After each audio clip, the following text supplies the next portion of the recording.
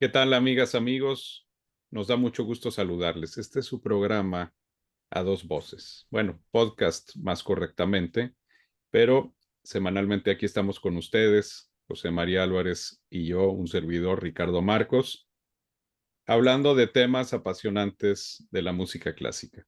Y bueno, en estas épocas que estamos precisamente en ambiente navideño, José María y yo decidimos tocar un tema que seguramente les va a gustar mucho, pero primeramente déjenme cederle la palabra a mi amigo. Bienvenido, José María. ¿Qué tal, Ricardo? Hola, amigos. Gracias por estar en nuestro podcast a dos voces, esperando que ya estén pasando una época estupenda.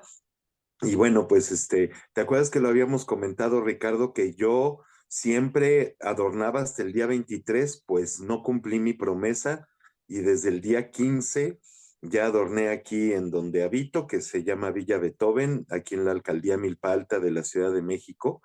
No vayan a googlearlo porque pues seguro me van a caer todos para, ¿no? Para la cena navideña, pero y también pues bueno, ha habido un poquito de, pues digamos, de soltura económica, entonces pues ya compré unos cuantos chocolatitos y turrones para pasarla muy a gusto en estas fiestas, que Ricardo, que lo que hay que echarle al cuerpo es azúcar para, ¿no? Para Oye, estar felices. más que se vienen buenos fríos para este fin de semana, precisamente de las fiestas navideñas del 2022, y lo señalo para que quienes luego nos escuchen ya en otros tiempos, pues sepan a qué nos estamos refiriendo. En el caso de Monterrey, que es donde yo estoy, estamos ya programados a -3 grados, que es Ujú. casi récord. No es récord, pero es algo muy duro, y en otras partes de Nuevo León incluso va a haber -10 grados. Entonces Ujú. va a ser fría Navidad, así que va a caer mejor la comida, creo yo. Nada más hay que proteger obviamente las casas, las tuberías y todo eso. Pero bueno, no nos Así es. desviemos porque no estamos en reparando la casa, estamos en A Dos Voces. Y pues de entrada, déjenme decirles que mi background, o sea, es Dublín. Pero ¿por Ujú. qué es Dublín? Pues ahora sí, ahí le va el balón a José María Álvarez, y aprovechando también estos tiempos futbolísticos en donde el gran Messi se ha coronado de gloria muy merecidamente. Bueno, pues ahí va el balón, José María Álvarez. ¿Por qué Dublín, Mi- verdad? Hasta de azul vine, hasta de azul vine. Déjale, doy un cabezazo. Dublín le salvó la carrera a George Frederick Handel, como le dicen los ingleses, que ya lo hemos platicado aquí, o Georg Friedrich Händel, como él nació en Alemania. Si quieren, bueno, pues para retomar esa idea, cuando termine este podcast, se pueden referir a nuestro podcast de Händel y la música. Hicimos la música acuática, ¿verdad, Ricardo? Así es. Para saber por qué se le dice Handel o George Friedrich Handel. De todas maneras, si gustan verlo, aquí están los podcasts, pero lo podemos platicar en un ratito más. Y Dublín fue la ciudad que en 1741 le salvó la carrera literalmente a Händel porque él estaba ya de muy capa caída en esos años en Inglaterra, porque ya sus óperas netamente italianas, vaya, con el formato italiano, ya no tenían el éxito que habían tenido, sobre todo cuando llegó a Inglaterra. Ya era muy difícil. Él, no solo como compositor, Ricardo, sino también como empresario, que había tomado esta iniciativa de él mismo, ser empresario de sus propias creaciones para obviamente ganar mucho dinero, pues ya no tenía ni éxitos en taquilla, ni de público, ni nada. Entonces, realmente cuando le llegó esta solicitud de parte del Lord Lieutenant llamado William Cavendish, el tercer duque de Devonshire, que, bueno, se le invitó a visitar Dublín en ese año 1741 para que dirigiera algunas composiciones suyas, pero con fines de caridad.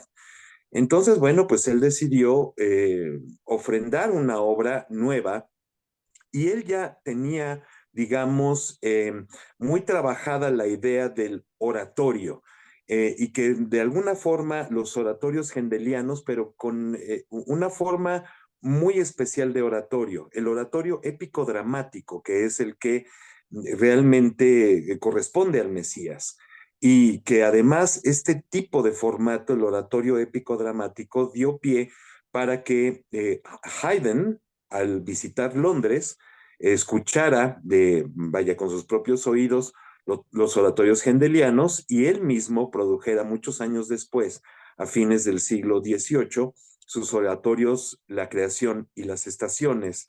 Y después, bueno, esta tradición del oratorio hendeliano épico dramático tiene consecuencia en Cristo en el Monte de los Olivos de Beethoven, por supuesto en las sinfonías corales como la novena de Beethoven también, pero también en los oratorios San Pablo y Elías de Mendelssohn, y podemos encontrar vestigios hasta el siglo XX con el festín de Belsasar o de Baltasar de William Walton, y también en El Rey David de Arthur Honegger. Vaya, lo hemos platicado también aquí, Ricardo, este tipo de formato que no es tan teatral como lo había hecho Händel en otras de sus obras, viene también a dar como consecuencia obras corales como la octava sinfonía de Mahler y la Sinfonía del Mar de Vaughan Williams, entre otras partituras. Pero digamos que sí, lo que tú habías comenzado a decir es que Dublín es la ciudad gracias a la cual nació la obra de la cual nos referiremos hoy, que es Mesías. Y el Mesías, dentro de los oratorios que compuso Händel, efectivamente tiene esos elementos dramáticos, pero en este caso no escénicos, porque Händel tiene otros oratorios basados en temas bíblicos o en libros de la Biblia, como es el caso de Saúl, que es otro magnífico oratorio, pero en este caso, en Saúl tenemos una historia que se va siguiendo a lo largo del oratorio. En el caso del Mesías, son una serie de reflexiones en torno al nacimiento, la muerte y la resurrección de el Mesías. Y cada uno de estos momentos está representado por tres partes. Por eso también es usual que este oratorio se represente mucho en el tiempo de Navidad, pero en realidad deberíamos de pensar, no sé qué opinas tú, José María, es más bien un oratorio para todos los tiempos.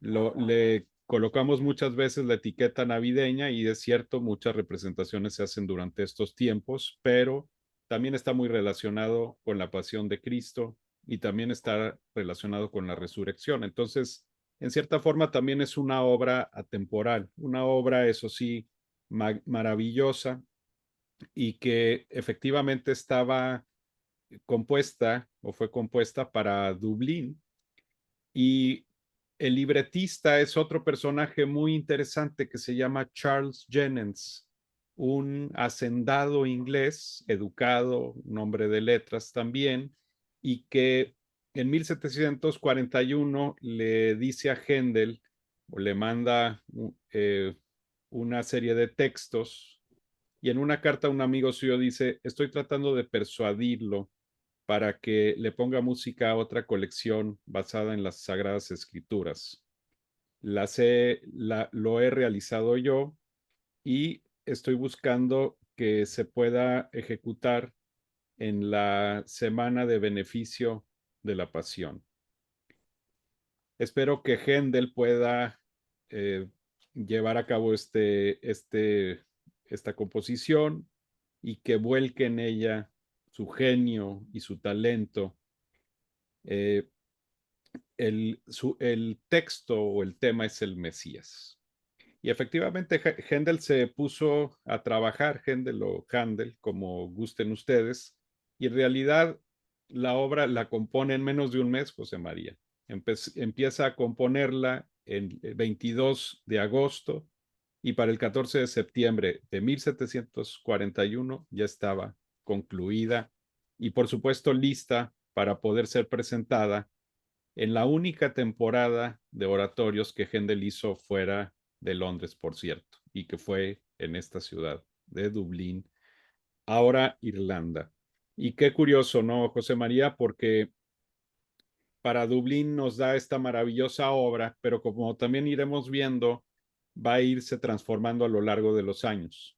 Por eso la versión definitiva del Mesías de Händel no existe en realidad. Es una serie de versiones que él va adecuando a las posibilidades instrumentales, orquestales que tenía a su disposición y va cambiando ahí áreas de acuerdo también a los cantantes que tenía para este oratorio. Lo que sí es un hecho es que estamos ante una obra de estas, pues que curiosamente desde el barroco hasta la actualidad se siguen interpretando. La gran parte de la música del barroco desapareció hacia la vuelta del siglo XIX. Pensemos, por ejemplo, en las obras de Johann Sebastian Bach. Y fue hasta que músicos como Mendelssohn, como Schumann o como Brahms, que se empiezan a interesar y se dan cuenta de que Bach es un grande, y entonces la música de Bach se empieza a rescatar en el siglo XIX. En el caso de Händel, algunas de sus obras, incluyendo este magnífico Mesías, jamás dejó los escenarios musicales de Inglaterra. Y es cierto que también, como ya iremos diciendo, hacia el siglo XIX y el siglo XX, pues se va a ir haciendo una especie de Mesías que nada tiene que ver con el Mesías original que tenía pensado Händel. Y de hecho, debo de decir que respecto a Dublín, por supuesto que la orquesta no era la orquesta que Händel podía contar en Londres. Dublín era una ciudad, pues, provinciana, vamos a decir, no carente de importancia, por supuesto, dentro de Irlanda, pero no era Londres. En Dublín, Händel no tenía acceso a los alientos ni a los instrumentos de metal, salvo las trompetas. Entonces, la primera versión del Mesías está escrita para cuerdas, trompetas y timbales y se acabó. Nada de alientos. Y como veremos, a lo largo de los años va a ir cambiando también este formato. Tú lo has dicho muy bien, Ricardo. El hecho de que es una pasión de alguna forma, pero no la pasión como la escribieron otros autores barrocos, empezando por Bach.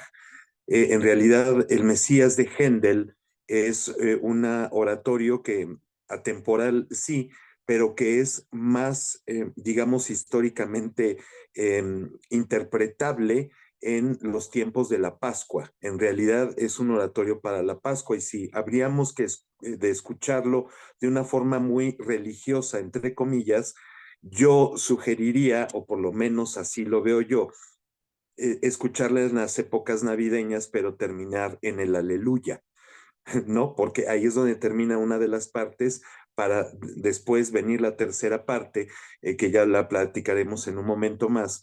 Pero efectivamente, este es un oratorio que no tiene todos los elementos rimbombantes que Händel gustaba en sus obras de la época un poco anteriores, sino que es realmente un oratorio muy, es muy íntimo, es un oratorio íntimo que debería de ser escuchado así. Claro, cuando lo escuchamos de esa manera, nos da quizá otro nivel de conciencia y de espiritualidad. Mencionaste a Charles Jennens y para mi gusto, él es uno de los, digamos, genios atrás del Mesías o delante del Mesías.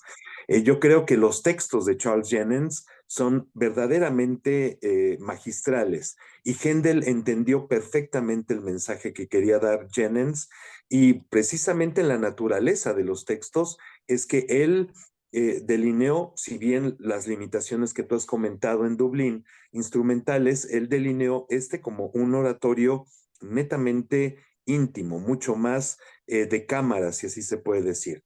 Eh, se le dijo que era Charles Jennens un muy rico patrono de las artes, hombre de letras, clasicista y apasionado de Shakespeare. Y tú lo dijiste muy bien, Händel se motivó tanto, en primer lugar, por la invitación de Dublín, en segundo lugar, por leer los magníficos textos de Jennens, que es, para mi gusto, el coautor del Mesías.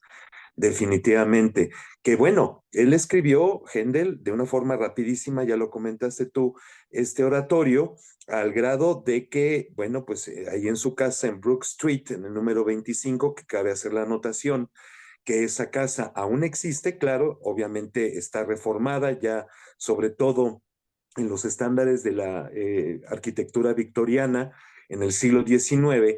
En el último piso de ese edificio reformado, Händel supuestamente vivía en la planta baja y utilizaba también el sótano, pero en el último piso vivió Jimi Hendrix. Digo, únicamente como anotación. En ese 25 de la Brook Street en Mayfair, en Londres, este hombre Händel se puso verdaderamente como loco a escribir.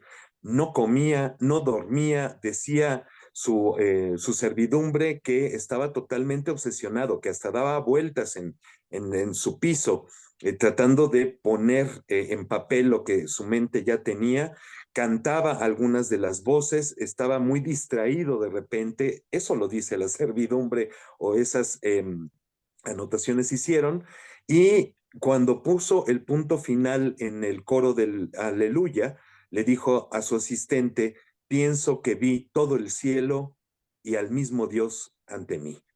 Y eso es muy poderoso, sobre todo cuando entendemos que el Mesías, Ricardo, amigos, es una fusión de muchos elementos. Sí, digamos que es la forma que cultivó y que llevó a su nivel máximo Händel, que es el oratorio épico dramático, pero en realidad tiene de ópera italiana, también incluye la tradición coral inglesa, la pasión alemana que la traía en las venas definitivamente Händel, y también lo dúctil de la música francesa. Además de que si así lo entendemos, pues la presencia del coro aquí que puede ser protagonista o puede ser nada más como un comentario, aparecer como un comentario, nos remite directamente a la tragedia griega, a las grandes gestas homéricas. Entonces encontramos vaya, es todo un grupo, es un conjunto maravilloso de todo lo que Händel había comprendido de sus visitas tanto a Italia, de lo que sabía de la música francesa, etcétera. Y además, por supuesto, este oratorio está escrito en inglés, obviamente, como lo hizo Charles Jennens, y se ha interpretado en la más grande cantidad de idiomas, incluido el español, en alemán, en fin, tiene esa capacidad de poder recibir, de que se le pueda meter todo lo que no tiene originalmente, que tú también hacías referencia. Vaya, sobre todo en el siglo XIX, con esta sensación de majestad y de rimbombancia, de repente se le metían coros. Yo una vez, por cierto, lo escuché en Londres, hace precisamente 33 años, en estas fechas. Yo lo escuché con un coro que tenía, no sé si 1,000 personas o algo así. Era una cosa verdaderamente grotesca, honestamente. Y se le han puesto trombones y tubas y platillos y una cantidad de cosas que en realidad esta obra no la tiene. Carece de alguna forma de ese, y sobre todo Händel así se lo propuso, del instinto dramático que pueden tener el teatro musical, de la acción y reacción, de la acción de la música y la reacción del público. No creo que exista aquí. Justamente Händel pensó en un lenguaje muy universal, pero que a la vez lo hace totalmente individual, individual en la revelación de la divinidad que aquí se narra.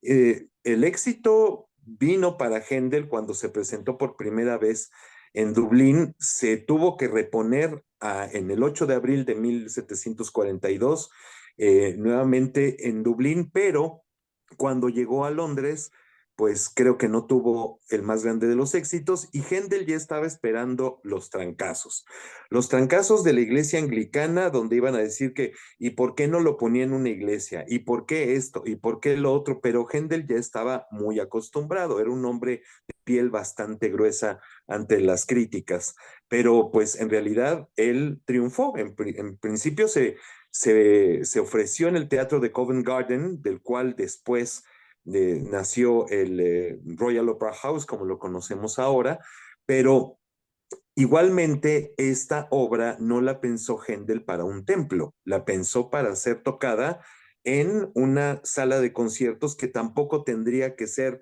de las características como la conocemos hoy, sino de un corte más camerístico, Ricardo.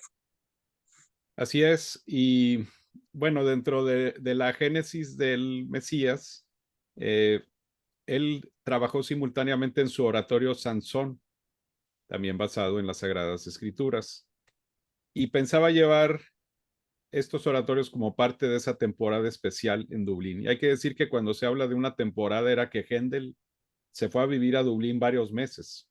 Él llega a Dublín el 18 de noviembre de 1741.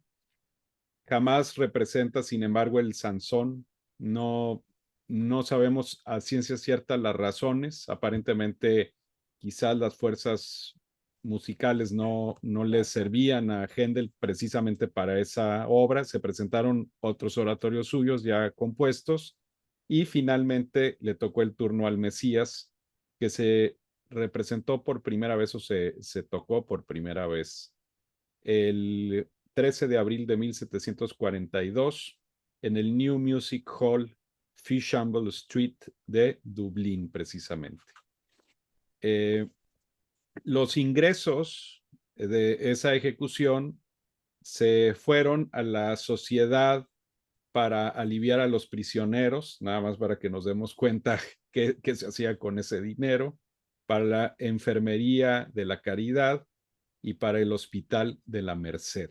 O sea que, como bien había dicho José María, se trataba de una temporada a beneficio de instituciones sociales, vamos a decir. Fue muy bien recibido el oratorio. Entonces, en ese sentido, se habla de una audiencia grande, educada y pues el teatro lleno, este nuevo teatro para la música de Dublín. Así que bueno, eventualmente se dice que 700 personas asistieron a la primera ejecución del Mesías en esta sala. Händel en alguna carta había dicho que, bueno, le caben como unas 600 personas. Bueno, pues seguramente estuvo al tope.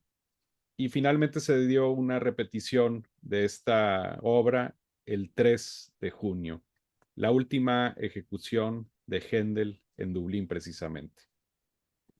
Händel escribió a Jennens pues de los éxitos que tuvo el oratorio y cuando eventualmente se presenta, ahora sí en Londres, dice Jennens que eh, te voy, en otra carta a un amigo suyo, le dice, te voy a mostrar la colección que le di a Händel eh, para este oratorio que se llama El Mesías, que yo pienso que es un muy buen trabajo, se refería a su texto, hay que decirlo, y ha hecho un buen entretenimiento de ella, no tan bueno como yo hubiera esperado.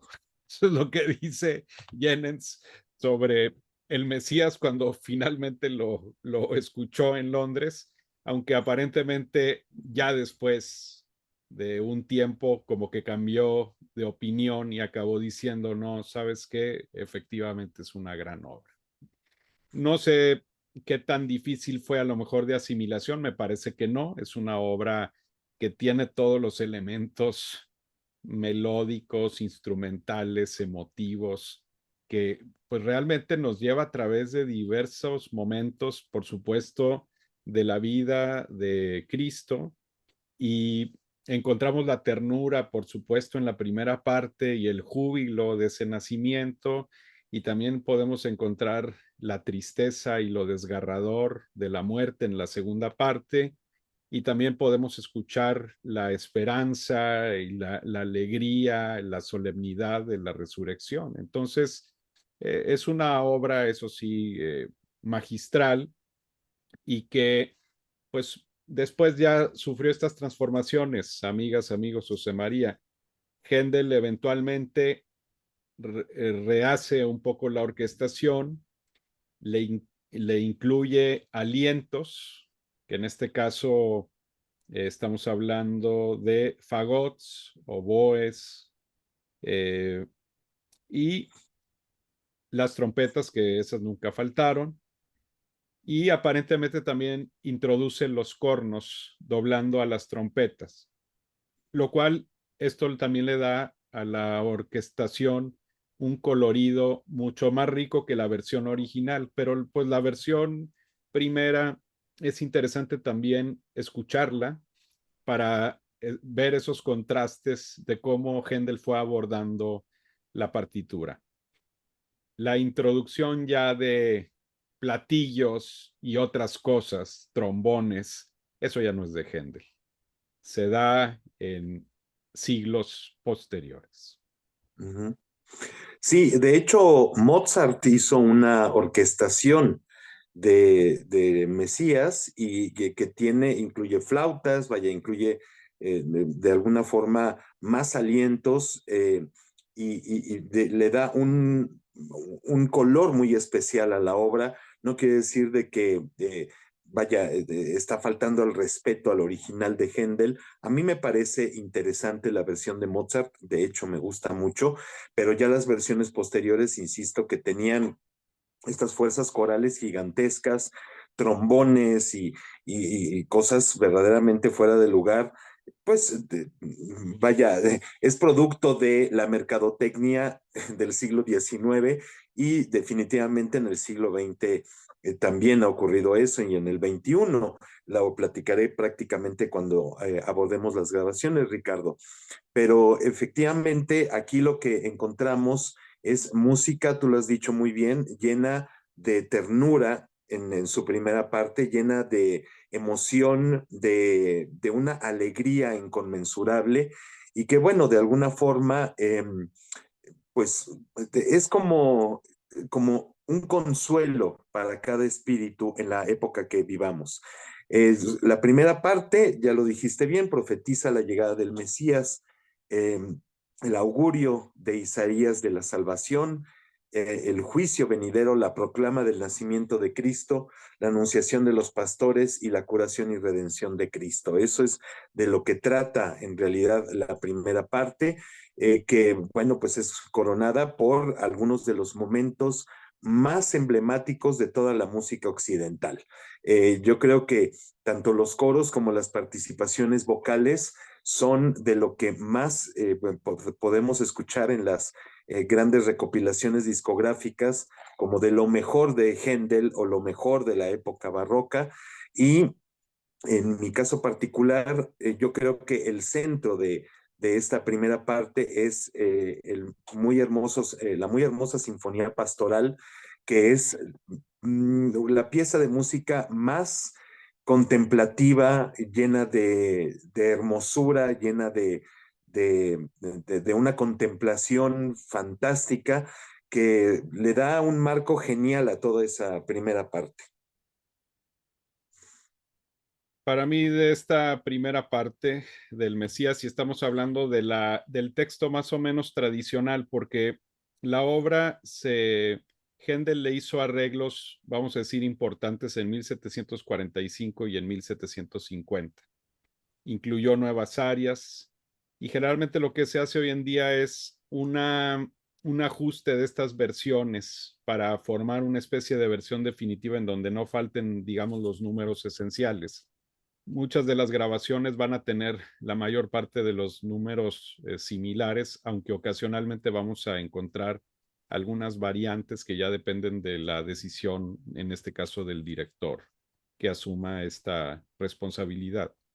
Pero además, bueno, de la primera parte, la sinfonía inicial es maravillosa. Es una sinfonía eh, que le da un carácter grave, serio, solemne, y luego ya en el Allegro moderato vemos mucho mayor vitalidad y esto da paso también a otro momento maravilloso que es el recitativo acompañado del tenor. Comfort ye my people, reconfórtense ustedes, ¿no? Y que es música tan deliciosa, tan encantadora, tan tierna a lo mejor. Y luego viene esta área maravillosa para tenor que es muy difícil, de una coloratura impresionante, Every Valley, que es otro momento que a mí en lo personal me gusta mucho. Pero también esta primera parte está lleno de algunos coros, como por ejemplo, And the glory of the Lord shall be revealed. El otro coro maravilloso que es eh, déjenme ver, For unto us a child is born, que es justamente el coro que habla del nacimiento de Cristo después de esa muy bonita sinfonía que hablaba José María, muy pastoral, que realmente nos traduce al imaginario musical la escena de Cristo en el pesebre, así como lo hizo en su momento Bach con el oratorio de Navidad.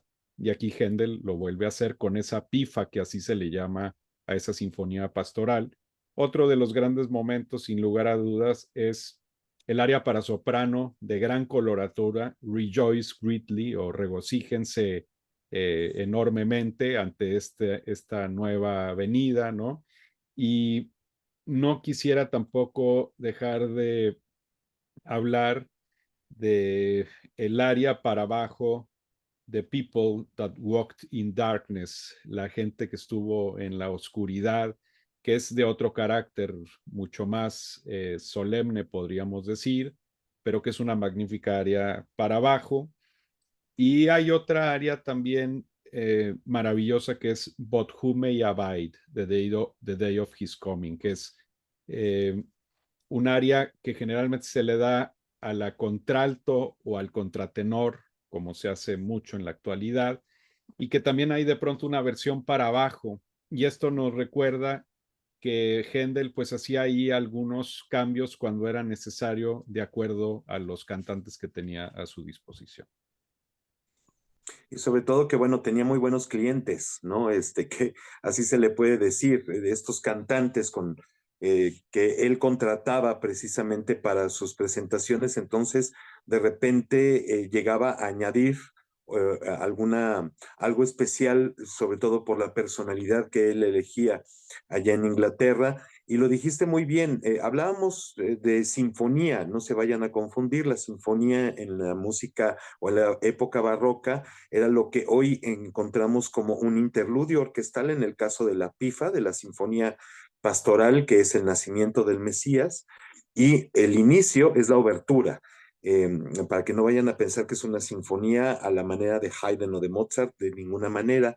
Y cómo está esta preparación hacia el nacimiento, que es el área que tú dijiste, For behold, darkness shall cover the earth, que es el recitativo, y después The People That Walked in Darkness, que es el aria. E inmediatamente llegamos al coro de For Unto Us a Child is Born, que es es un verdadero prodigio de alegría, de sonrisa, un prodigio coral, e inmediatamente después la pifa. Tiene momentos estupendos, ya lo dijiste tú, el área de soprano, que es maravilloso y culmina la primera parte con un coro, un nuevo coro, que es His Joke is Easy. Y después la segunda parte ya empieza con Behold the Lamb of God. La segunda parte de este oratorio del Mesías ya nos relata otro momento que es el sufrimiento y la pasión de Cristo, Ricardo. Así es, y vaya que la música ya adquiere otro tono, se va disipando lo jubiloso, lo encantador de la primera parte, porque inmediatamente nos da, después de ese coro inicial, el aria para contralto, He Was Despised, que para muchos es también uno de los centros de gravedad de esta obra y es, sin lugar a duda, una de las áreas más largas, si no es que el área más larga de este oratorio y es una obra, una música concentradísima. Incluso es desgarradora. Esta área es un área desgarradora, ¿no? Porque está hablando de ese Cristo que fue despreciado, que fue humillado, ¿no? Y la línea vocal, pues así nos lo pide con un movimiento muy lento de la música, muy concentrado, muy poderoso, y que sin lugar a duda aquí, cuando hablabas tú quizá de esas también inclusiones de la tradición de las grandes pasiones, ahí en esta precisa área encontramos uno de esos grandes momentos. Luego tenemos también ese famoso coro, José María, All We Like Sheep, ¿no? O sea, que no significa, y no se me anden equivocando con la traducción de que nos gustan los borregos, ¿no? No, todos como borregos nos vamos por el camino perdido, es lo que dice este coro, ¿no? Es un coro curiosamente muy jubiloso, pero en la coloratura que le exige Händel al coro, que por cierto hay que decir es un oratorio que por supuesto tiene sus dificultades técnicas para todos los cantantes. Parece como si el coro estuviera haciendo el balido de las ovejas, José María, ¿eh? O sea, en toda esa coloratura en donde vocalizan obviamente a lo largo de este coro, pues parece como si estuvieran haciendo, o sea, y bueno, un gran toque, vamos a decir, en ese sentido orquestal. Y hay otros momentos maravillosos de esta área. A mí particularmente también me gusta mucho el área para abajo, Why do the nations so furiously rage together? ¿Por qué las naciones pelean entre ellas? Y es un área muy rápida, poderosa, dramática, y el bajo pues lo hace cantar también en una coloratura bastante compleja. Y bueno, sí, la indicación del coro que tú mencionabas es, en realidad, debería de ser así, all we, like sheep, o sea, nosotros como borregos, ¿no? Pero bueno, y esta área que es verdaderamente una de las áreas, aunque el término no es correcto para esa época de bravura para el bajo, es fantástica y por supuesto la que precede al Aleluya, que es el área de tenor.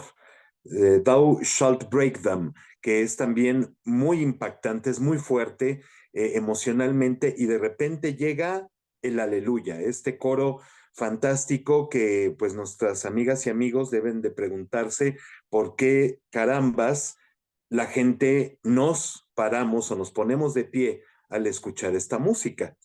Y hay quienes dicen es porque estás rindiendo una reverencia al Señor y todo esto. Y en realidad, Ricardo, no Es más sé, prosaica la razón, creo y yo. ahorita te la voy a platicar o la platicamos ahorita. En realidad, cuando se presentó en Londres en 1743, el rey Jorge II estaba presente en el teatro. Entonces, cuando empezó a sonar el aleluya, por alguna razón involuntaria, el rey Jorge se paró. A lo mejor dice alguien por ahí que tenía comezón y entonces se levantó y empezó a rascarse. Dicen, no quiero decir que así haya sido, pero digamos, en términos generales, el rey Jorge se levantó. Y como era tradición, bueno, de alguna forma hasta la fecha, con todos sus cambios que ha habido en la realeza, pero en aquella época, en el siglo XVIII, se paraba el rey y se paraban todos los súbditos. Entonces, pues cuando vieron que el rey Jorge se levantó, todo el público que se encontraba escuchando Mesías se levantó también.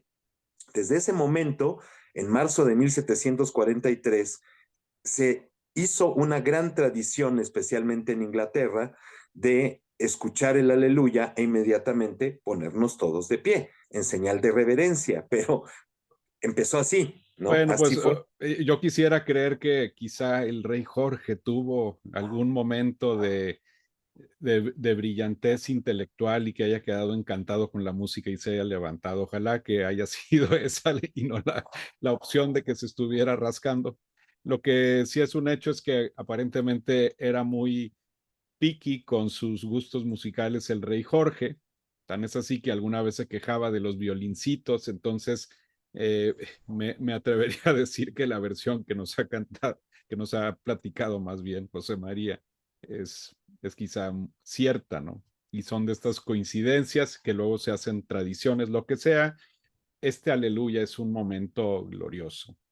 Es cierto, se usa para muchas cosas, pero cuando está bien tocado y cantado, sigue siendo un momento de gran emotividad. Y ahí es donde nos damos cuenta que Händel rompe las barreras de cualquier país con este oratorio. O sea, tiene una capacidad de tocar fibras y, y sigue siendo una obra pues tan poderosa como cuando se compuso y se presentó, ¿no?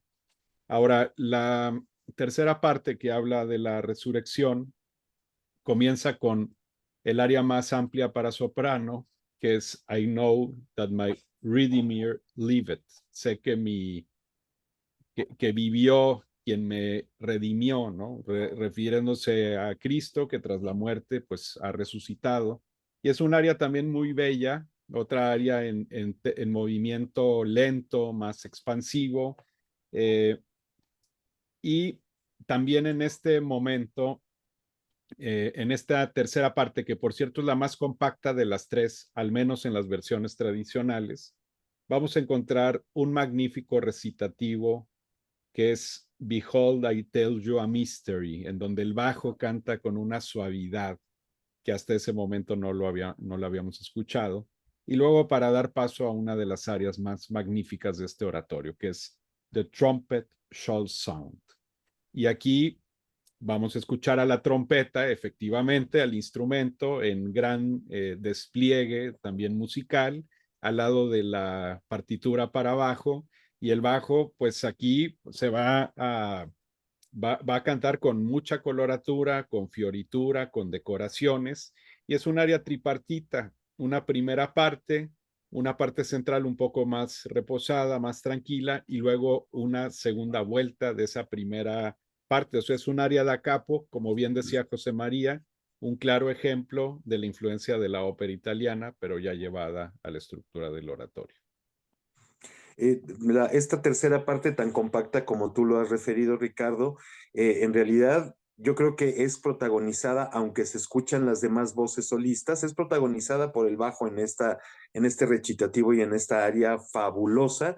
Y definitivamente el coro final, Worthy is the Lamb y el Amén, es yo creo también uno de los momentos más sensibles de toda esta obra, que nos lleva a no solo al inicio, a la contemplación, sino también a una forma como de encontrar ese consuelo que yo te decía hace un momento, el consuelo del espíritu, la forma de no solo de celebración, sino también de entender la esperanza, el dolor, la fe en la humanidad, llega hasta este breve final que es, bueno, la glorificación del Mesías, es el juicio, la conquista final del pecado y la glorificación del Mesías.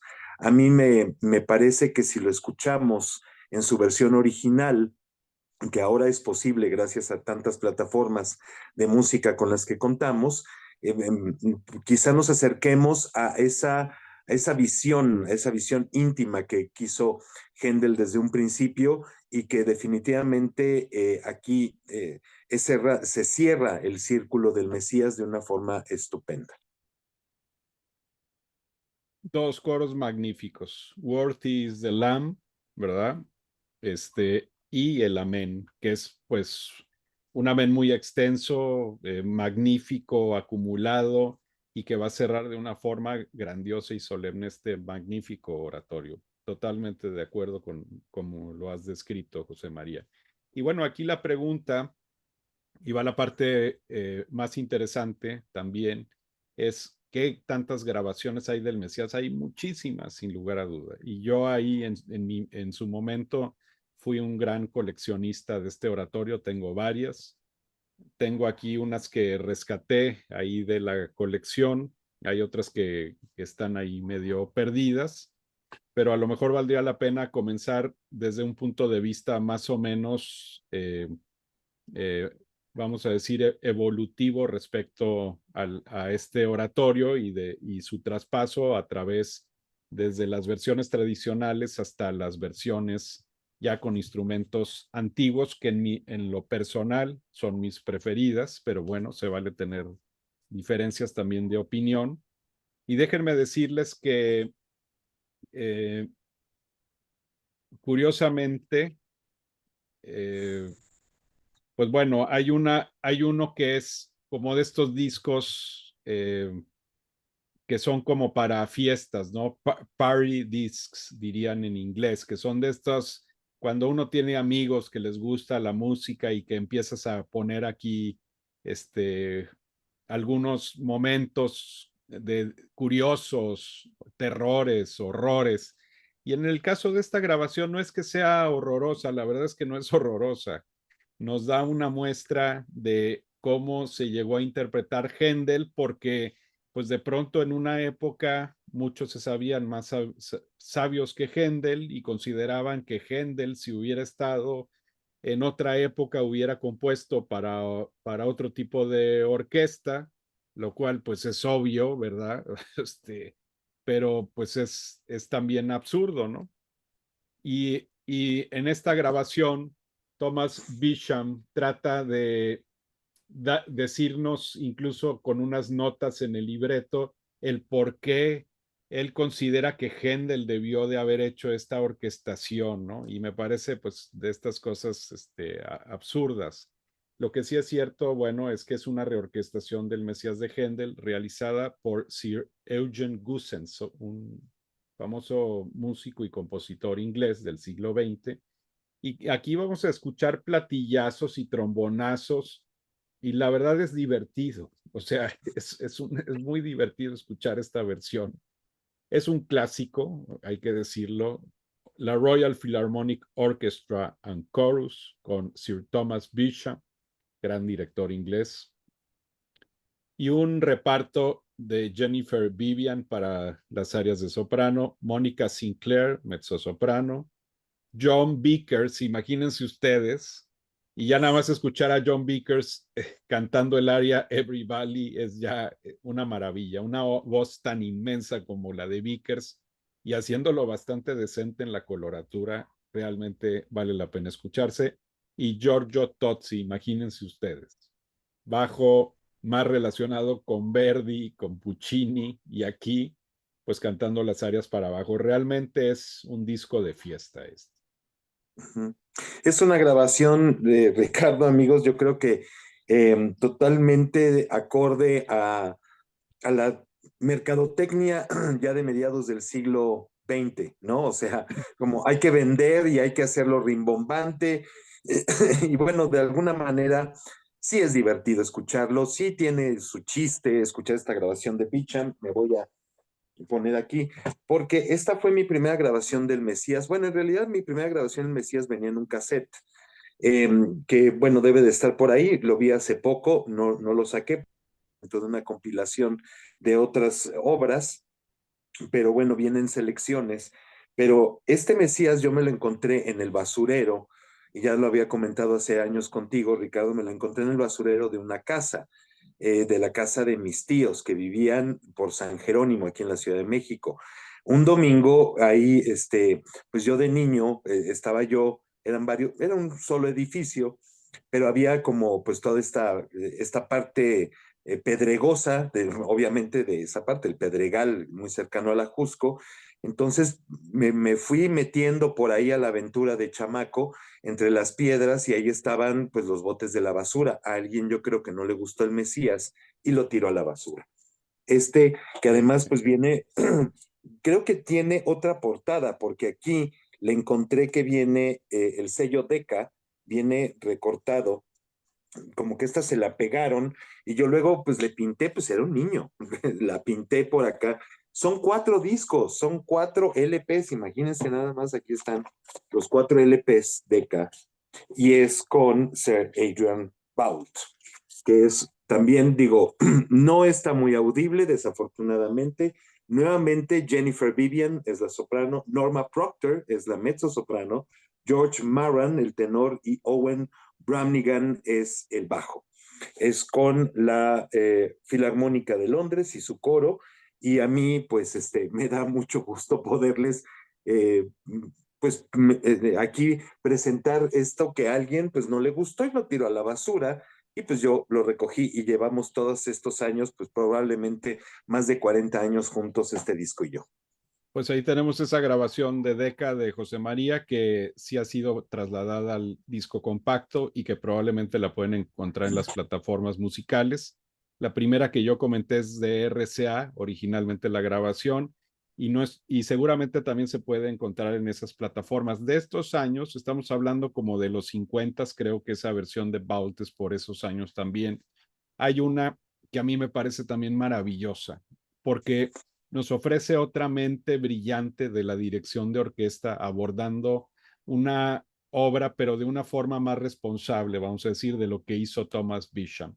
Aquí este director eh, mantiene la orquestación original de Händel y eso estaba dentro de sus intenciones. Sin embargo, lo adapta, pues obviamente, a una orquesta tradicional del siglo XX y con fuerzas corales grandes, y se nota que la orquesta también es grande, y es precisamente esta. Esta que originalmente salió en el sello Westminster y que es con la Vienna Academy Chamber Choir y la Vienna State Opera Orchestra, o sea, la Orquesta de la Ópera Estatal de Viena, imagínense ustedes, y la batuta de Hermann Scherchen. Scherchen fue un gran director de orquesta, magnífico, muy provocador, muy intelectual, y este Mesías es una maravilla porque de pronto nos da algunos tiempos de gran vitalidad que parecen como adelantarse a los instrumentos originales, a los tiempos de los directores que van a utilizar tendencias más, vamos a decir, historicistas para la interpretación. Pero por otro lado, de pronto nos da un Worthy is the Lamb y un Amén final que duran como el doble o triple de las versiones usuales. Y déjenme decirles que funciona. O sea, nos da un Mesías tremendamente dramático. Y los solistas que utiliza aquí son Pierrette Alarie, que era una soprano franco-canadiense, si mal no recuerdo, Nan Merriman, una estupenda mezzo contralto estadounidense, Leopold Simoneau, magnífico tenor canadiense que aquí canta bellísimamente la parte de tenor, aunque ahí en la primera de las áreas, curiosamente, pasa ahí por algún pequeño apuro, algo que a John Vickers no le pasa. Y finalmente el bajo Richard Standen, que era un bajo más relacionado con las operetas de Gilbert and Sullivan, imagínense ustedes, pero pues aquí se pone a cantar pues este magnífico oratorio de Händel. Pues que yo quiero decirte que, bueno, pues desafortunadamente, así como tú, no tengo las versiones aquí en físico, pero las conocí, muchas de ellas, porque como yo te había comentado en alguna ocasión, mi paso por el Anglo, que en aquel entonces, cuando yo estudié inglés, se llamaba Instituto Anglo-Mexicano de Cultura, AC, y ahora nada más es The Anglo, pues ahí tenían muchas grabaciones que precisamente tengo aquí y que gracias a las plataformas pues he podido recuperar. Esta también tiene un poquito este espíritu bombástico en cuanto a la cantidad de instrumentos o de instrumentistas que se utilizan, y se utiliza obviamente un lenguaje muy romántico para la música barroca, como lo hizo Beecham y como lo hicieron muchos otros. Y esta es la versión de Eugene Ormandy con el muy famoso coro del Tabernáculo Mormón. Esta versión a mí me gusta mucho, de hecho me parece estupenda. Eileen Farrell, gran soprano estadounidense, Martha Lipton, Davis Cunningham y William Warfield en esta grabación de la CBS que es verdaderamente estupenda. Y quisiera yo también mencionar, por ejemplo, de aquella época de mis andanzas estudiando inglés, me encontré y ahora encontré la portada. Yo no lo he escuchado desde hace muchos años, pero dice, la edición de Basil Lamb basada en las propias interpretaciones de Händel y es dirigida por Charles Mackerras. Esta es una muy bonita versión, según yo la recuerdo, porque no la he vuelto a escuchar, pero tiene a una de mis mezzosopranos favoritas en la vida, que es Janet Baker. Como solista, ahí está, mira, nada más que ahí dice Le Messie, porque obviamente la edición es francesa, ¿no? Y tiene también Elizabeth Harwood, Robert Tier, otro de mis favoritos cantantes ingleses, y Raymond Henrik es la orquesta de cámara inglesa, Ricardo. De hecho, esta versión utiliza igualmente la orquestación original. O sea, lo que hace Mackerras es darnos una orquesta de cámara, él ya viendo, y él que era un gran visionario, Mackerras. O sea, Mackerras fue uno de estos grandísimos directores de orquesta que un día le deberíamos dedicar a un programa y que empezó a hacer la música como debía de ser. O sea, él era tan estudioso de la música que decía, la música barroca se tiene que hacer dentro de las dimensiones barrocas.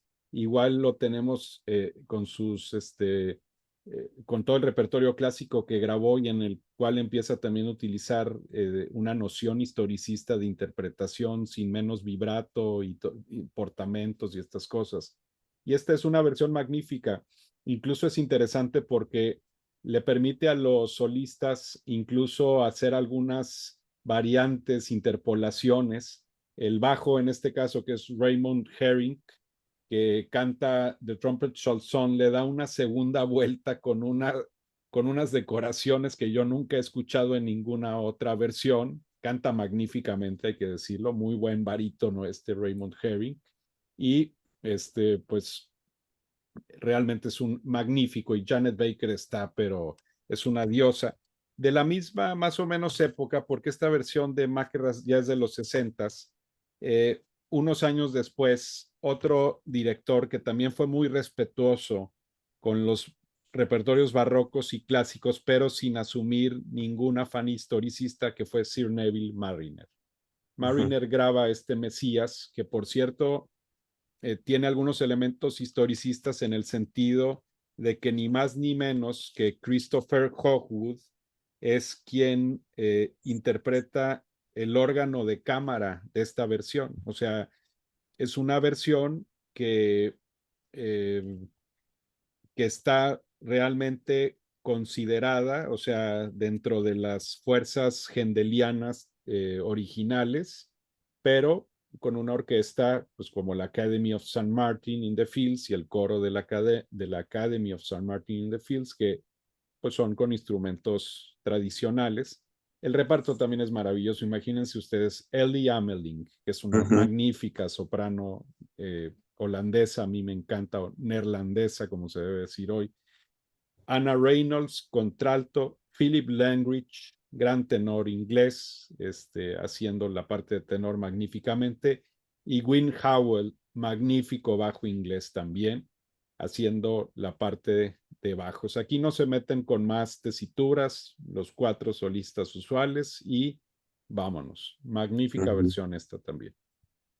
Oye, me regreso a tu portada anterior porque vayan a decir que somos demasiado futboleros, que dice Le Messi, Le Messi, quítale la E, Le Messi, mira, Sí, qué profético, qué profético.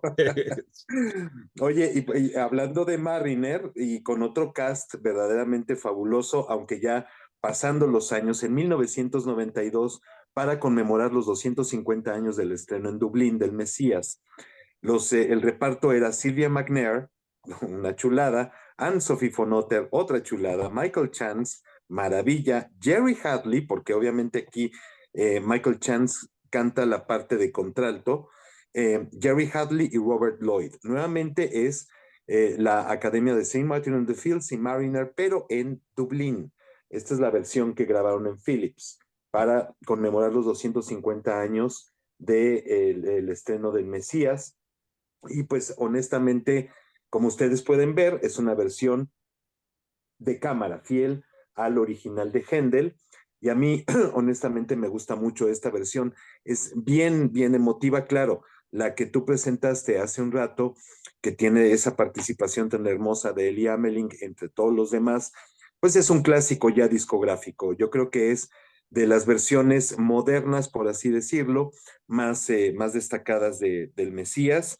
Y aquí yo te voy a proponer, claro, están, por ejemplo, en Philips, también está la de John Elliott Gardiner, está la de Enteldec, que ahora es Warner Classics, de Harnoncourt, aunque a mí la última que hizo Harnoncourt es la que más me gusta, sin embargo, esta es una que yo un día me encontré y me la pirateé y la tengo en digital, y honestamente me gusta mucho, aunque es con el típico, pues sí, efectivamente la práctica instrumental del siglo XX, no, y con un coro grande.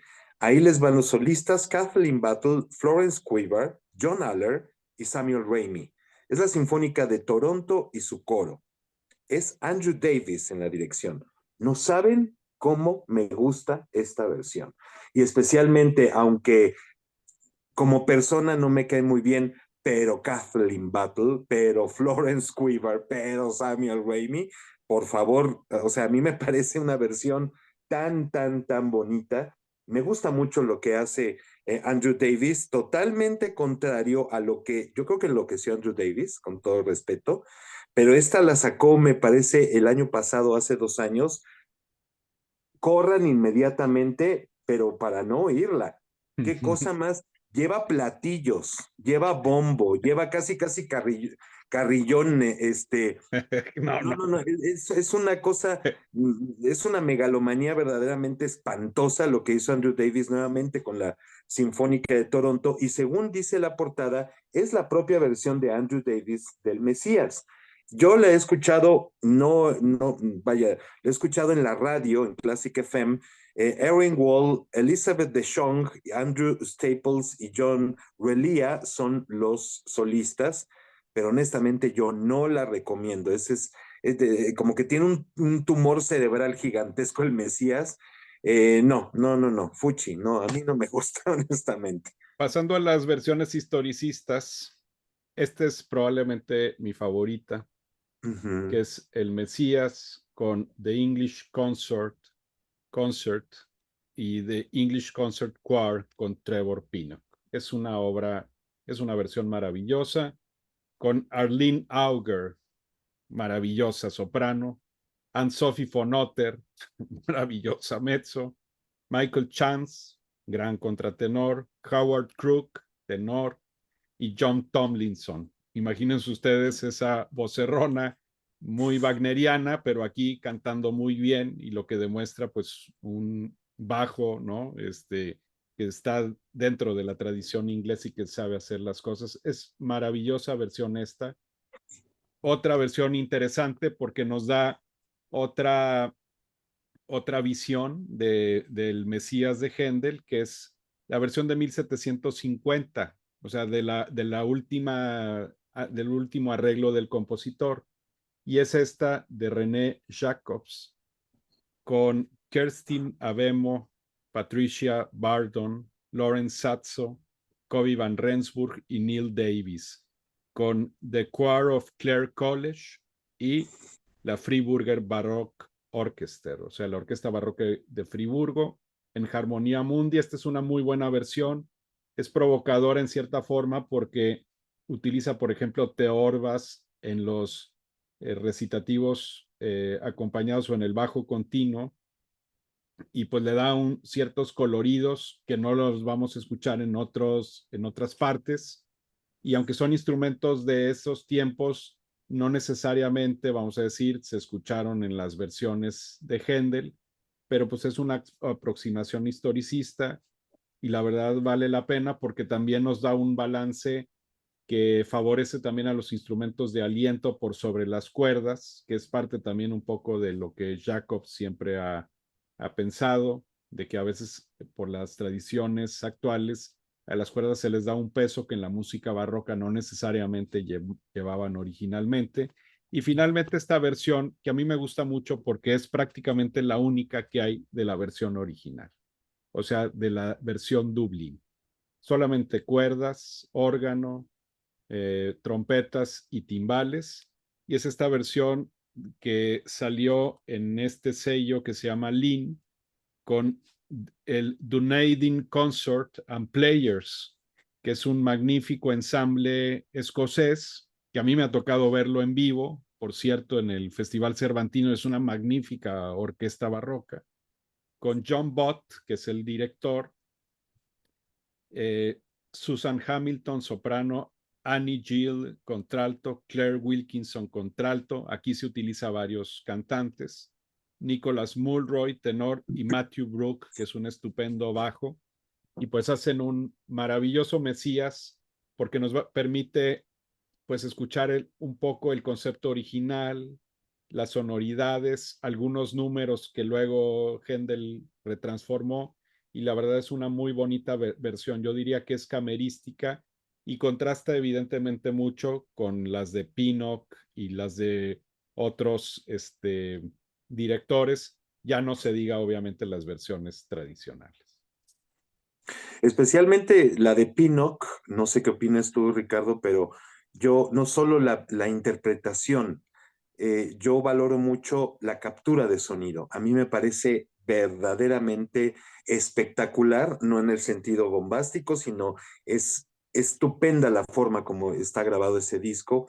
Es para mí también otro de los clásicos hablando del Mesías. Y bueno, yo les dejo también esta que es la última versión que hizo Harnoncourt grabando el Mesías. A mí es una de mis grabaciones favoritas. Y curiosamente, sí, es con el Concertos Músicos de Viena, ya en otra etiqueta, es cuando Warner le dio su carta de retiro a Harnoncourt, que tontos los de Warner, pero bueno, así fue, y se fue a la RCA, que ahora es Sony, y una de las etiquetas de la RCA era Deutsche Harmonia Mundi.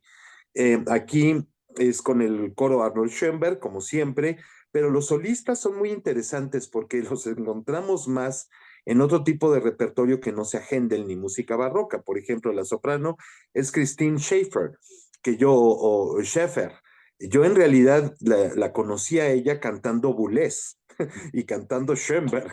Honestamente, y es muy buena, o sea, honestamente me parece una soprano genial para hacer ese tipo de repertorio, pero también hace mucho Mozart e hizo Mozart también con Harnoncourt. Anna Larsson, que es una contralto estupenda, más dedicada a la música de la segunda mitad del siglo XIX. Michael Schade, que es un tenor estupendo, pero Gerald Finley, que también lo tenemos en otro concepto musical, haciendo obras especialmente estadounidenses del siglo XX y XXI, pero aquí hace muy buen trabajo Gerald Finley. A mí me parece un disco que vale la pena escuchar, así que bueno, hay montones de recomendaciones, Ricardo, pero si realmente quieren disfrutar mucho el Mesías, no pongan la de Andrew Davis en Chandos, por favor, no la pongan, no, no, no, no, no. O bueno, si quieren espantarse oyendo platillazos y trombonazos y bueno, casi, casi mete hasta sintetizadores, órale, pongan la de Andrew Davis en Chandos, yo no lo voy a hacer. No, no hay tantos Mesías tan mal hechos, vamos a decirlo. Hay unos que creo ya han sido superados, pues por esfuerzos, tanto que se ha grabado este oratorio. Tengo por ahí también el de Colin Davis en Philips, y es una versión en la cual utiliza una orquesta tradicional, aunque la orquestación original, y la verdad es que creo que las de Marriner y las de Mackerras son superiores a esa versión. Y por ahí también hay otros que han hecho muy buenas versiones en instrumentos antiguos, como es el caso de Paul McCrish, por cierto, que se encuentra en Archive, no la tengo aquí, y que también es una espléndida versión con buenos cantantes cercanos a nuestros tiempos. Entonces, bueno, y seguirán saliendo nuevas grabaciones seguramente. Hay unas más austeras, otras más emotivas. Creo que les hemos dado un buen platillo que se puede encontrar en las principales plataformas, y, y pues lo importante es que escuchemos el Mesías y que encontremos también todas esas maravillas de una obra que es un clásico de todos los tiempos. Así es, Ricardo, y pues que nos invite a la reflexión. Yo creo que es una de las cosas que tenemos que hacer especialmente dependiendo de cuál religión profesemos o cuál creencia tengamos. Es tiempo para precisamente poder reflexionar en uno mismo, en lo que tenemos alrededor, y es una música que nos ayuda a eso. Así que bueno, pues es importante que lo hayamos hecho para estas fechas que coinciden ya casi con la época navideña. Así que bueno, pues yo quisiera enviar a todos nuestros amigas, amigos, una feliz Navidad. Ya nos falta todavía un programa de 2022, Ricardo, así que será, yo creo, un buen final, un buen cierre del año, pero por lo pronto desearles una muy feliz fiesta y dependiendo de lo que ustedes piensen o crean, los invito a la reflexión interior y a priorizar de alguna forma a quienes tengan cerca, a la familia, a los amigos, a quienes nos quieren y nos apoyan y nos cuidan. Eso es principalmente lo que yo quisiera dejar para ustedes en estas fiestas. Los mejores deseos para todas y todos ustedes en este fin de año. Pásenla a gusto con la familia, con los amigos y pues los esperamos la siguiente semana con más de la mejor música. Hasta pronto. Feliz Navidad, feliz Navidad.